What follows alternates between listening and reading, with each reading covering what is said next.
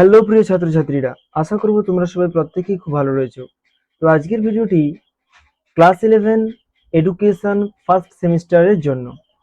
তো এই এডুকেশন বিষয়ের যে প্রথম অধ্যায় বা ফার্স্ট ইউনিট, সেখানে শিক্ষার উপাদান অংশ থেকে অত্যন্ত গুরুত্বপূর্ণ বাছাই টপ লেভেলের 20টা এমসিকিউ নিয়ে আজকে আলোচনা করব। প্রত্যেকটা এমসিকিউ পরীক্ষার জন্য অত্যন্ত গুরুত্বপূর্ণ। তোমরা সবাই ভিডিওটা শেষ পর্যন্ত দেখো। তো এবং এই ভিডিওর প্রত্যেকটা এমসিকিউর সঙ্গে তোমরা পেয়ে যাবে অত্যন্ত গুরুত্বপূর্ণ এক্সট্রা ইনফরমেশন। তো চলো ফার্স্ট কোশ্চেন, শিক্ষার প্রধান উপাদান কয়টি? তো শিক্ষার প্রধান উপাদান কয়টি এখানে দেওয়া আছে 3টি, 4টি, 5টি, 6টি। কোনটা হবে সঠিক উত্তর? শিক্ষার প্রধান উপাদান হলো 4টি। ঠিক আছে, শিক্ষার প্রধান উপাদান 4টি। দেখো এখানে একটু বলে রাখি, 4টি উপাদান আমরা সবাই জানি। 4টি উপাদান কি কি?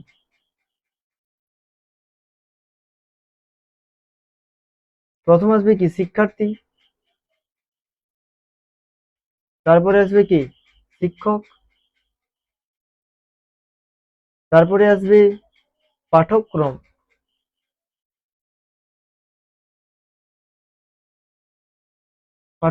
তারপরে আসবে কি? পরিবেশ। আমরা এটাকে পরিবেশ বলতে পারি বা শিক্ষার পরিবেশ বলতে পারি। ঠিক আছে,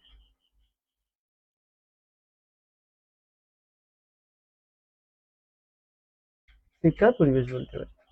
হলো শিক্ষার তাহলে প্রধান উপাদান কয়টি? 4টি। নেক্সট প্রশ্ন, শিক্ষার্থী যে ধরনের উপাদান। তাহলে আমরা যে প্রথম যে এখানে 4টা উপাদান এখানে বলছে, তারপরে প্রশ্নটাতে বলছে যে শিক্ষার্থী যে ধরনের উপাদান, মানবীয় উপাদান, বস্তুগত উপাদান, উভয় কোনোটাই নয়। দেখো শিক্ষার্থী হচ্ছে কি, একটা শিক্ষার্থীর কি মানে প্রাণ আছে, মানব, তাই না? তাহলে শিক্ষার্থী হচ্ছে যেহেতু সজীব বস্তু, সজীব বস্তু নয়, সজীব উপাদান, তাহলে সেটা আমরা বলবো শিক্ষার্থী হলো মানবীয় উপাদান।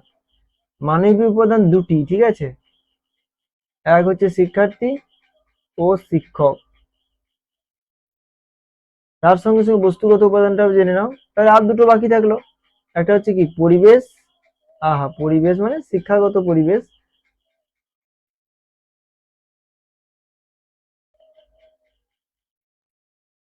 ও পাঠক্রম।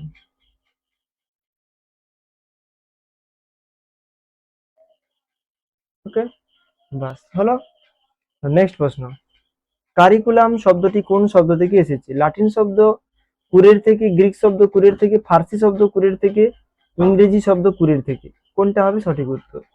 এখানে সঠিক উত্তর হবে ল্যাটিন শব্দ। ঠিক আছে, তো তোমরা এটা প্র্যাকটিস করার জন্য কিছুক্ষণ পজ করে দিয়ে অ্যান্সারটা ভাবতে পারো। ঠিক আছে, ল্যাটিন শব্দ কুরের, এই শব্দটি অর্থ কি? কুরের কথার অর্থ হলো নির্দিষ্ট লক্ষ্যে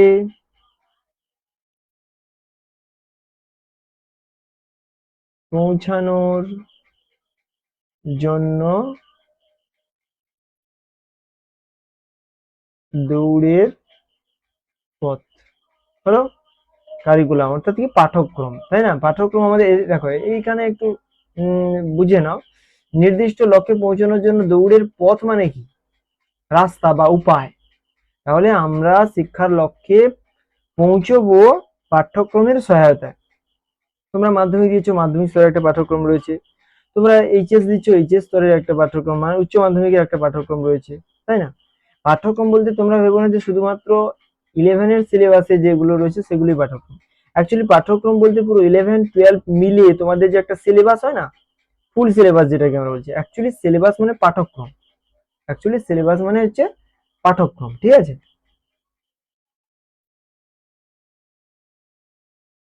আচ্ছা। নেক্সট প্রশ্ন, আধুনিক পাঠ্যক্রমের বৈশিষ্ট্য হলো। বর্তমান যে পাঠ্যক্রমের বৈশিষ্ট্য হলো,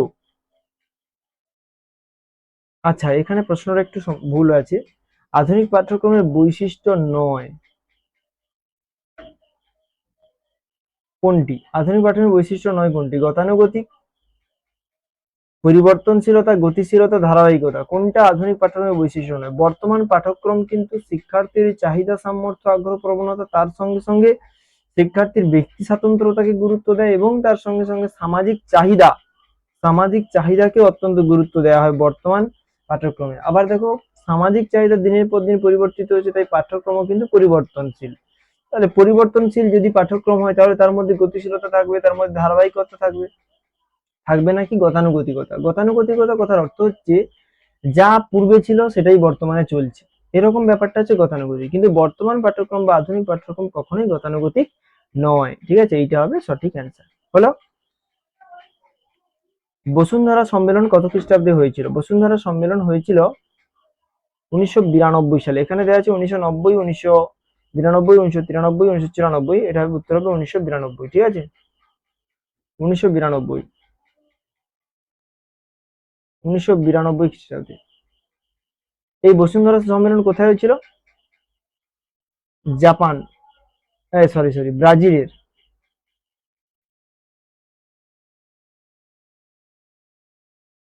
ব্রাজিলের রিও ডি জেনিরো শহরে। হ্যাঁ, রিও ডি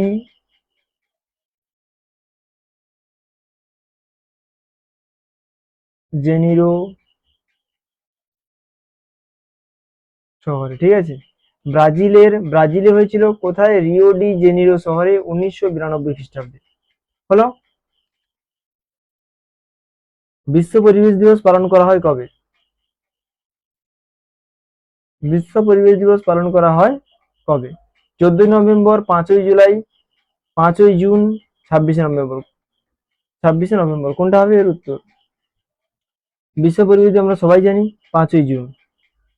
আচ্ছা, তাহলে 14ই নভেম্বর আমরা সবাই জানি 14ই নভেম্বর শিশু দিবস, তার সঙ্গে সঙ্গে 26শে নভেম্বর হচ্ছে 26শে নভেম্বর বিশ্ব আমাদের জাতীয় সংবিধান দিবস। ঠিক আছে, 26শে নভেম্বর হচ্ছে সংবিধান দিবস। আচ্ছা, এর সঙ্গে সঙ্গে একটা কথা বলি, স্বাস্থ্য দিবস যেটা, বিশ্ব স্বাস্থ্য দিবস,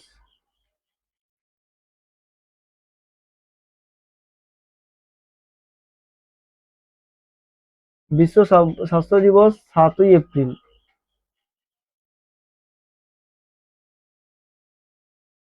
হলো, বিশ্ব স্বাস্থ্য দিবস হচ্ছে 7ই এপ্রিল। শিক্ষার্থীর উপর কার প্রভাব সবচেয়ে বেশি? বংশগতির প্রভাব, পরিবেশের প্রভাব, বিদ্যালয়ের প্রভাব, নাকি বংশগতি পরিবেশের প্রভাব? আচ্ছা, এখানে একটু আমরা বুঝি। শিক্ষার্থী মানে তোমরা একজন শিক্ষার্থী। এবার তুমি ভাবো, তুমি নিশ্চয়ই একটা জিনিস বুঝতে পারবে যে তোমার পাড়ার বিভিন্ন ক্ষেত্র রয়েছে। মানে ক্ষেত্র মানে আমি কি বলছি? পরিবেশের কথা বলছি। একটা পাড়া রয়েছে যেখানে মোটামুটি শিক্ষিত পরিবার বসবাস করে, আর একটা যেখানে পাড়া রয়েছে যেখানে ধরো মনে করো একটু অন্য রকমের যারা ব্যক্তি রয়েছে, হ্যাঁ, সমাজের হচ্ছে কি বলা যায়, যারা আমরা সহজ কথায় বলি যে পরিবেশটা খারাপ, এমন একটা পরিবেশের মানুষরা বসবাস করে। তো সেইখানে কোনো শিক্ষার্থীর সেই অঞ্চলের দেখবে বাচ্চাদের লক্ষ্য করবে। আর যেখানে শিক্ষিত পরিবার, শিক্ষিত পাড়া যেটাকে বলছি আমরা, সেখানে বাচ্চাদের তোমরা লক্ষ্য করবে, দেখবে যে যেখানে খারাপ প্রকৃতির লোকেরা বসবাস করে সেখানে ছেলে মেয়েদের মধ্যে খারাপ প্রবৃত্তি গড়ে ওঠে, খারাপ অভ্যাস গড়ে ওঠে, খারাপ কথাবার্তা বলে তারা। ঠিক আছে, আবার যেখানে শিক্ষিত পড়া যেটা আমরা বলছি, বা যেখানে পড়াশোনা করেছে যে যাদের বাবা মা, যাদের পরিবার, তো সেখানে দেখবে তাদের কথাবার্তার মধ্যে মার্জিত ভাবটা থাকে। ঠিক আছে, যেটা আমরা বিদ্যালয়ে লক্ষ্য করি। যে হয়তো খুব খারাপ কথা বলে তাকে আমরা সহজেই বলি যে তোর পরিবেশটা খারাপ, তাই না? বা সে ওই জায়গা থেকে আসছে, এই জন্য এই ধরনের কথা বলছে। তাহলে এখানে কিন্তু পরিবেশ কিন্তু প্রভাব বিস্তার করছে আমরা দেখতে পাচ্ছি, তাই না? আবার একটু লক্ষ্য করো, কোনো শিক্ষার্থী কোনো শিক্ষার্থী শুধুমাত্র পরিবেশের উপর প্রভাব, মানে পরিবেশই তার উপর প্রভাব বিস্তার করে এমনটা কিন্তু হয় না। কিরকম হয় না? ধরো ছেলেটা হচ্ছে কম বুদ্ধি সম্পন্ন, ঠিক আছে, ছেলেটা হচ্ছে কম বুদ্ধি সম্পন্ন, সে হয়তো সেরকম ভাবে জটিল যে সমস্যাগুলো সেগুলো সহজে সমাধান করতে পারে না। তো এই যে সমস্যাটা, এটা অনেকাংশে তার বাবা মার থেকে বা তার পূর্বপুরুষদের থেকে পাওয়া বৈশিষ্ট্য, এই বুদ্ধির বিকাশ। ঠিক আছে। আবার যদি তার দেখা যায় আবেগ বা প্রক্ষোভ, কে দেখবে কেউ কোনো ছেলে প্রচুর ভয় পায়, আবার কোনো ছেলে প্রচুর সাহসী। তো এই গুণগুলো পরিবেশের থেকে বেশিরভাগ হচ্ছে তার বাবা মা, তার আরো যে পূর্বপুরুষ দাদু ঠাকুমা, তাদের কাছ থেকে এই সমস্ত বৈশিষ্ট্যগুলো কিন্তু শিক্ষার্থীরা পায়, বা শিক্ষার্থী মানে কোনো শিশু পায়। ঠিক আছে। তো সেই জায়গা থেকে আমরা বলতে পারি যে পরিবেশ এবং বংশগতি উভয়ের কিন্তু প্রভাব রয়েছে। তো সেই জন্য আমরা অ্যান্সার করব অপশন ডি, অর্থাৎ বংশগতি এবং পরিবেশ উভয়ের প্রভাব রয়েছে। ঠিক আছে, এটা হবে অ্যান্সার। আচ্ছা, এখানে বলি যে শিক্ষার্থীর ব্যক্তিত্ব আমরা যদি বলি, এটা একটু জেনে রাখো।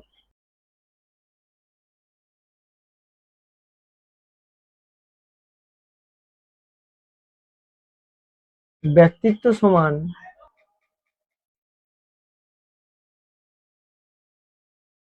বংশগতি এবং বংশগতি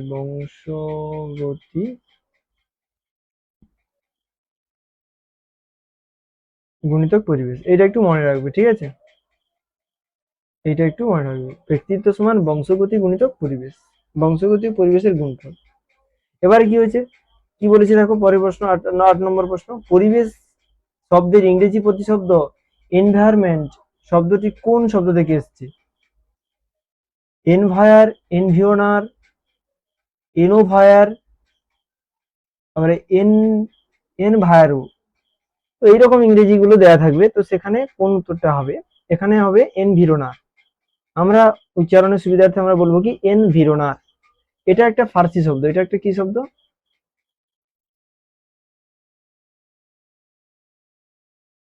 ফার্সি শব্দ।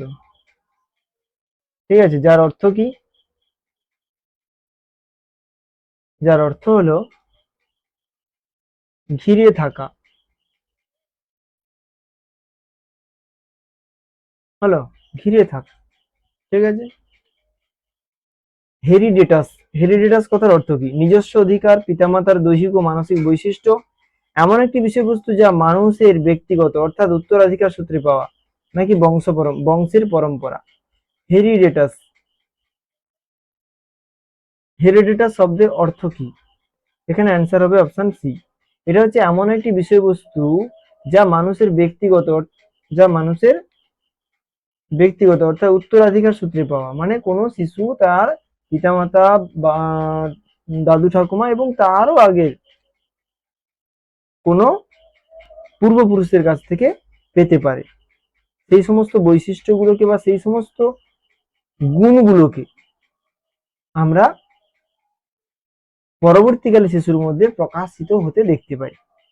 তো সেটা হচ্ছে কি হেরিডেটাস। তাহলে হেরিডেটাসের অর্থ কিন্তু এইটা, উত্তরাধিকার সূত্রে পাওয়া বিষয়বস্তু, এরকম একটা ছিল উত্তরাধিকার সূত্রের বিষয়বস্তু তোমরা বলতে পারো।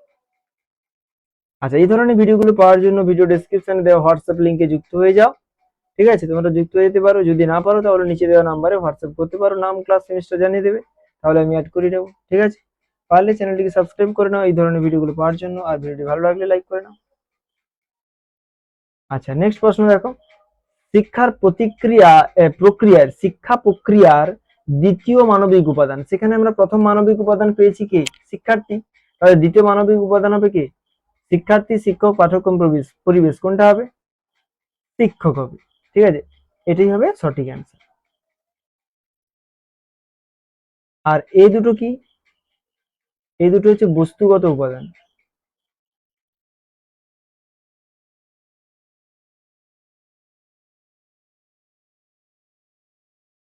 বস্তুগত উপাদান। ঠিক আছে, এবার দেখো, বিদ্যালয় হলো সরল, মার্জিত, সুষম একটি সমাজ, কথাটি কে বলেছেন? এখানে অপশনগুলো রয়েছে Herbert Spencer, John Dewey, Percy Nunn, Mahatma Gandhi. এখানে উত্তরটা হবে পার্সি নান। ঠিক আছে, ইনি বলেছিলেন যে বিদ্যালয় হলো সরল, মার্জিত, সরি পার্সি নান নয়, জন ডিউই। আহা, জন ডিউই করবে। ঠিক আছে, এইটা হবে অ্যান্সার। তাহলে বিদ্যালয় হলো সরল মার্জিত সুষম একটি সমাজ, কথাটি কে বলেছেন? John Dewey. হলো শিক্ষার্থীর ব্যক্তিত্ব পরিবেশ ও বংশগতির গুণফল যোগফল, গুণফল ও যোগফল সবগুলি। এটা আমরা একটু আগে অপশন এই অ্যান্সারটা করেছি। এটা হবে কি? পরিবেশের এবং বংশগতির গুণফল। তাহলে শিক্ষার্থীর ব্যক্তিত্ব সমান পরিবেশ ও বংশগতির গুণফল। সবসময় মনে রাখবে এটা। বুনিয়াদী শিক্ষার প্রবর্তন করেছিলেন কে? রুসো, মহাত্মা গান্ধী, রবীন্দ্রনাথ ঠাকুর, জন ডিউই। কোনটা হবে? এটা হবে মহাত্মা গান্ধী। ইনি হচ্ছে বুনিয়াদী শিক্ষার প্রবর্তন ঘটিয়েছিলেন। ঠিক আছে। আচ্ছা, আধুনিক শিশু কেন্দ্রিক শিক্ষা ব্যবস্থায় শিক্ষক হবেন কেমন? বন্ধু, নির্দেশক, দার্শনিক, সবকটা। আধুনিক শিশু কেন্দ্রিক শিক্ষায় শিক্ষক হবেন শিক্ষার্থীর বন্ধু, দার্শনিক, পথপ্রদর্শক। তাহলে এখানে আমরা উত্তর করব কোনটা? সবকটাই হবে। Friend philosopher and guide. তাহলে একজন টিচার, তাহলে a teacher is a friend philosopher and guide. হলো। আচ্ছা, বংশধারার বাহক হলো ক্রোমোজোম, জিন, দেহকোষ, জননকোষ। কোনটা হবে? এটা হবে কি? জিন। ঠিক আছে, ক্রোমোজোমের মধ্যে জিন থাকে। আর জিন কি নিয়ে গঠিত? জিন হচ্ছে ডিএনএ নিয়ে গঠিত। ডিএনএ। ঠিক আছে, ডিএনএ। তারপরে প্রশ্ন কি আছে? গতানুগতিক পাঠ্যক্রমের অসুবিধা হলো, গতানুগতিক পাঠ্যক্রম যেটা আমরা বলছি, যেটা কোনো রকম পরিবর্তন হচ্ছে না, তার অসুবিধাটা কি? সর্বাঙ্গীন বিকাশ, অপরিবর্তনীয়, ব্যক্তি বৈষম্যের অভাব, দ্বিতীয় এবং তৃতীয় দুটোই। গতানুগতিকতার অর্থ আমি আগেই বলেছি, যেটা কখনো পরিবর্তন হচ্ছে না। আবার কি? যেখানে ব্যক্তি বৈষম্যের অভাব রয়েছে। ব্যক্তি বৈষম্য মানে শিক্ষার্থীর চাহিদাকে গুরুত্ব দেওয়া হয় না। এখানে কি হয়? শিক্ষার্থীর চাহিদাকে গুরুত্ব দেয়। গতানুগতিক পাঠ্যক্রমে কি হয়? শিক্ষার্থীর চাহিদা অবহেলিত হয়। শিক্ষার্থীর চাহিদা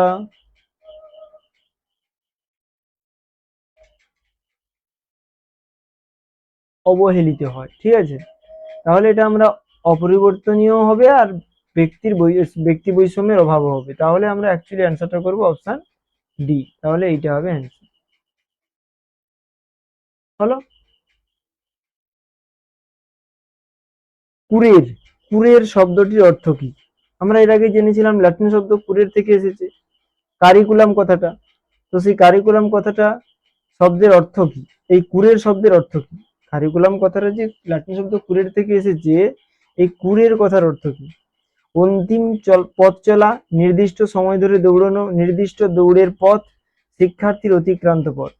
আমরা সেখানেই করেছি নির্দিষ্ট দৌড়ের পথ। পরের প্রশ্ন, সহপাঠক্রমিক কার্যাবলীর মধ্যে পড়ে নিম্নলিখিত কোনগুলি? প্রথম রয়েছে অভিনয়, তারপরে রয়েছে খেলাধুলা, তারপরে রয়েছে উদ্যান পালন, তারপরে রয়েছে সফর। তাহলে এখানে অ্যান্সার কোনটা হবে? দেখো, সহপাঠক্রমিক কার্যাবলী বলতে কোনগুলোকে আমরা বলছি? সহপাঠক্রমিক কথার অর্থ কি?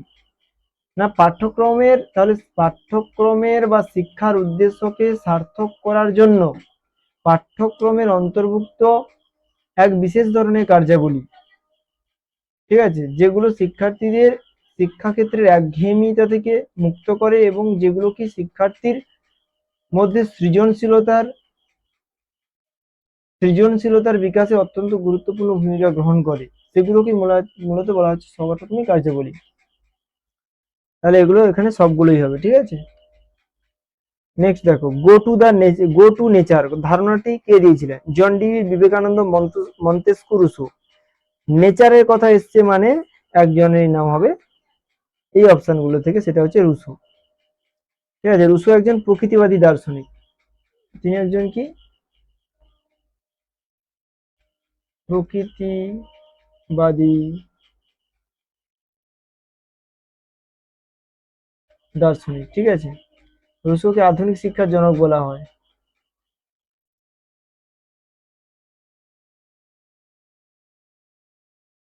আধুনিক শিশু কেন্দ্রিক শিক্ষার জনক।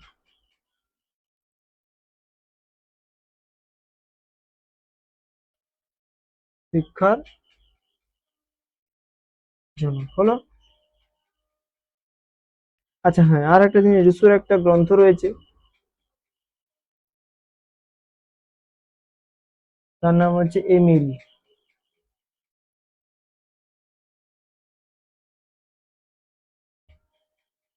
এমিল গ্রন্থটা। পাঠ্যসূচির ক্ষুদ্রতম একক কি? পাঠ্যসূচি, দেখো এখানে একটা কথা বলি, পাঠ্যক্রম আমি বললাম কি পুরো সিলেবাসটা, মানে তোমাদের 2 বছরের যে সিলেবাস সেটা হচ্ছে পাঠ্যক্রম।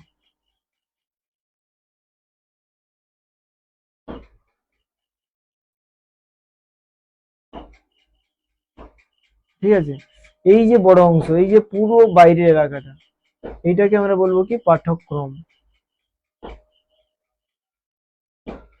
মানে তোমরা যেটা আমি যদি উদাহরণ দিই তাহলে বলবো যে তোমাদের যে 11-12 2 বছরের সিলেবাস সেটাই হচ্ছে পাঠ্যক্রম, ঠিক আছে। তারপরে রয়েছে কি পাঠ্যসূচি।